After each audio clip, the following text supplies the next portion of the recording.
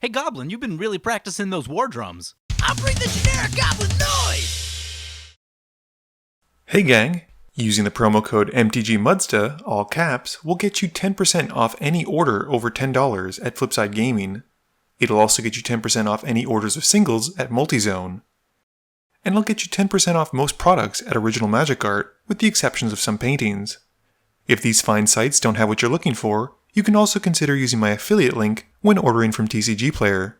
And if you'd like to join the Generic Goblin Gang to support this channel, there's a link to my Patreon in the description below. Hey gang, looking to get your hands on a free box of Theros Beyond Death? Well, look no further. Flipside Gaming will be giving one away between December 12th and January 27th. You can enter by using my promo code MTGMudsta on an order of $10 or more, or by sending a self-addressed, stamped envelope or postcard to them. It's one entry per person, and for more information, follow the link below. Hey gang, just to let you know, we will be streaming on YouTube on December 13th at 7 PM Eastern Standard Time. I've got a bunch of friends with some decks coming out to join me, and I look forward to seeing you guys there. Also, just so you know, there will be a third game every week in December on each Saturday of the month. This is just my little way of saying thanks for enjoying my content.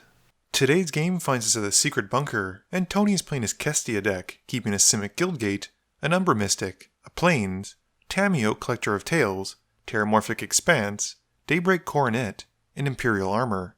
A lot of people have asked for this, so I'm playing Prossh, keeping a Rootbound Crag, Demonic Tutor, Skyshroud Claim, Skullclamp, Ashnod's Altar, and Wooded Foothills. Peter is playing his newly made Yawgmoth deck, keeping 2 Swamps, an Urborg, a Blast Zone, Kakusho, Crumbling Ashes, and Jet Medallion.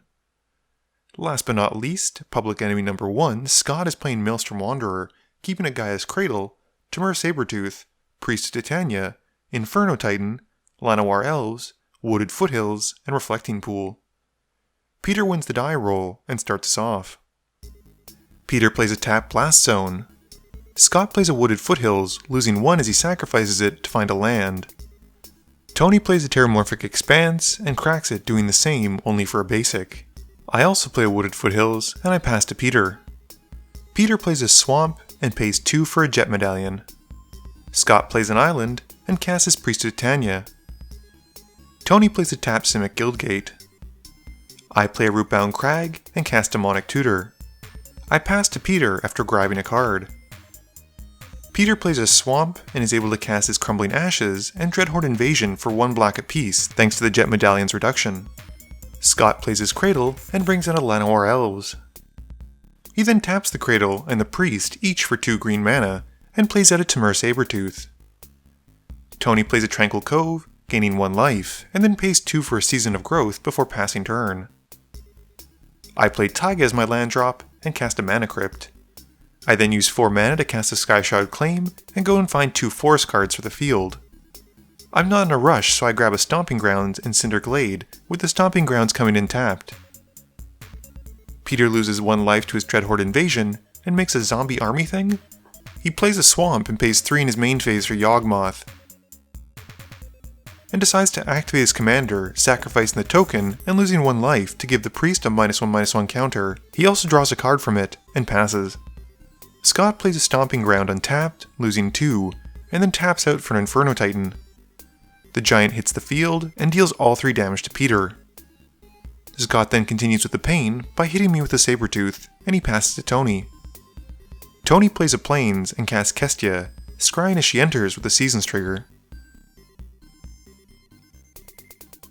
I roll for my Crypt and don't take the damage, drawing for turn. I play a Llanowar Wastes and cast Nature's Lore to find an overgrown tomb, having it come in untapped and losing 2. I then tap out for Prossh, first gaining 6 Kobolds of Care Keep on cast, and then having the dragon enter. Peter loses another life on his upkeep to the Invasion and gains his token. He plays an Urborg before tapping out as well for a Grave Titan. Peter gains 2 zombie tokens as it enters, and he then activates Yawgmoth again, losing a life, sacrificing his zombie army token, and he gives the Llanowar Elves a -1/-1 counter and draws a card. Peter then passes. Scott plays a Reflecting Pool and taps 2 mana for a Sylvan Ranger. It enters, and he goes and grabs a basic forest for his hand. He heads to combat, swinging the Titan at me. he puts the damage from the Titan trigger on one zombie and one kobold to take the tokens out. Before the damage is dealt though, Peter sacrifices the targeted zombie to Yawgmoth, losing another life, drawing another card, and giving the Inferno Titan a -1/-1 counter. I then decide to block with a kobold, and Scott passes. Tony plays an Imperial Armor on Kestia, drawing a card as it targets a creature he controls from the Seasons of Growth. He then heads to combat, swinging Kestia at Scott for 11 damage, and draws from the Kestia's trigger of an enchanted creature or enchantment creature attacking. Scott blocks the Ranger, and bounces it back to his hand with a Sabertooth. Tony then plays an island, and passes. I roll for the crypt, and call it correctly again. I then play a forest and cast Skull Clamp, clamping a kobold to draw 2 cards.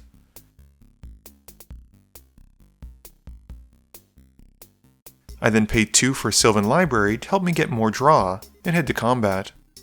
Scott takes a hit for 5 in the air,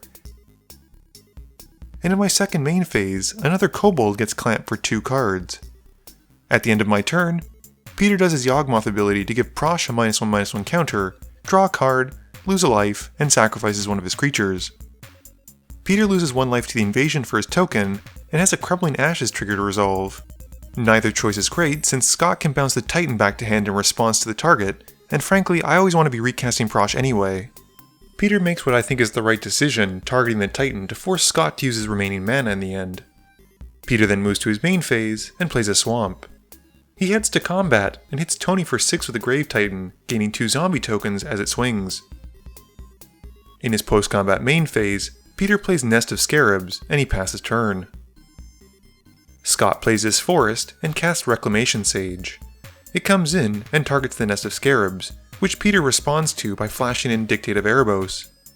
With the enchantment resolving, Peter sacrifices his zombie army thing to Yawgmoth, losing a life and drawing a card, while giving Prossh another -1/-1 counter.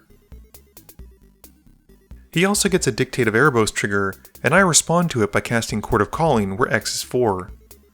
I put out a Smothering Abomination, and we then all sacrifice a creature, with my kobold being sacrificed and triggering the Abomination to let me draw a card. Peter then sacrifices another token, losing 1, drawing, and giving Prossh another -1/-1 counter, plus he gets another Dictate trigger. I lose another kobold token, and draw. Peter then does it again, and also realizes he should be gaining those Scarab tokens from the nest.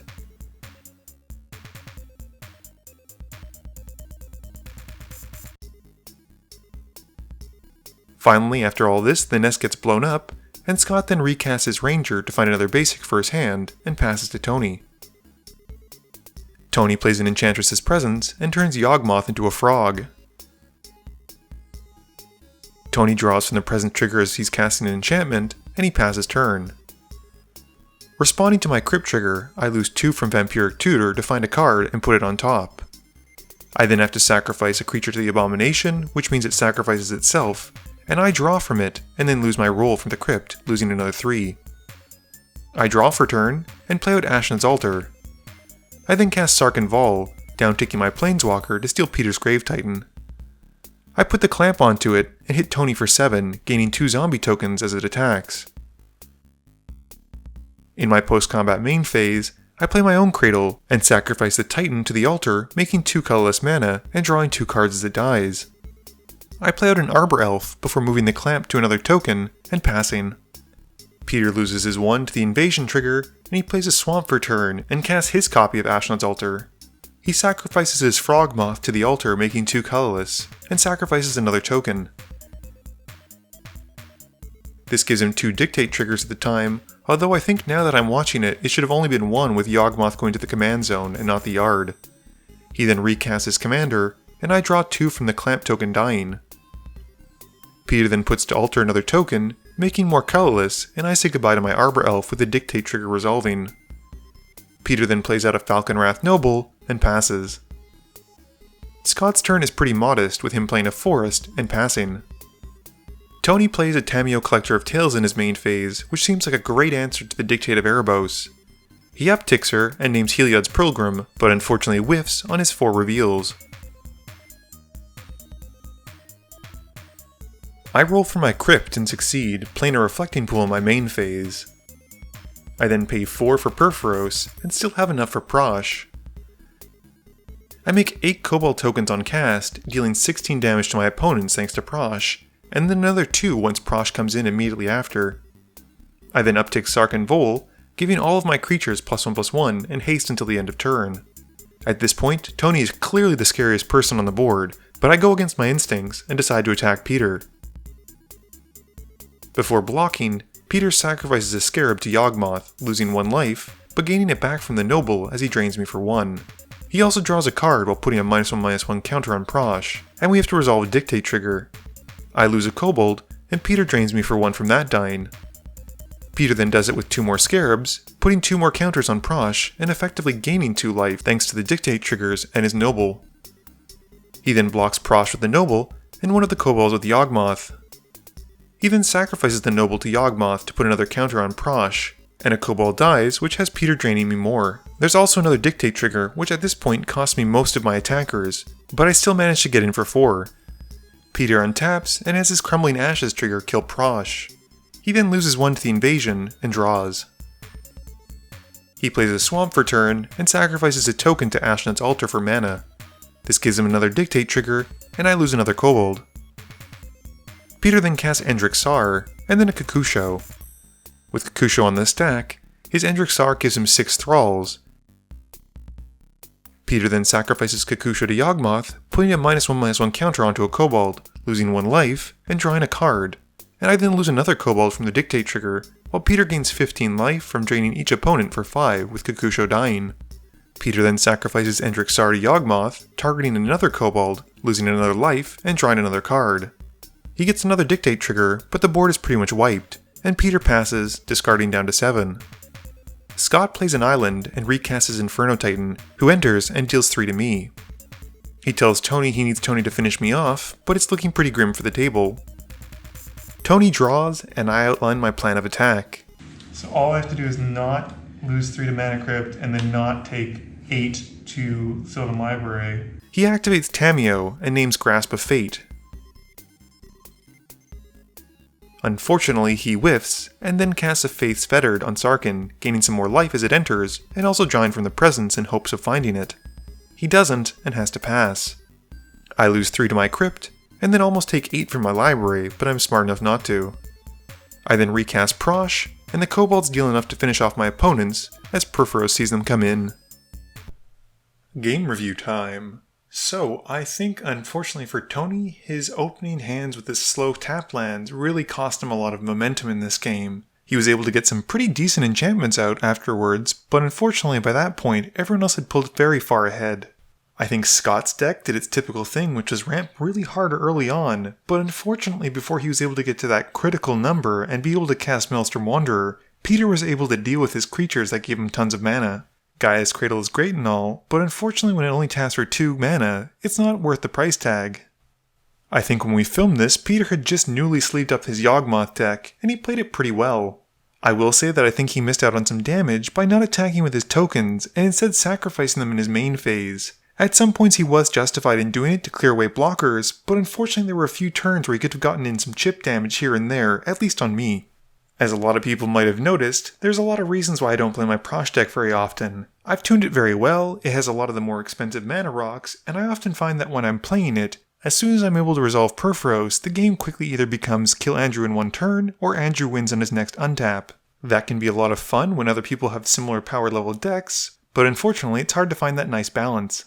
Please be sure to tune in every Monday and Thursday at 11 AM Eastern Standard Time for a guaranteed new video. You can also follow me on Twitter at MTGMudsta. You can find me on Facebook at facebook.com/MTGMudsta. And lastly, you can check me out when I stream at twitch.tv/MTGMudsta.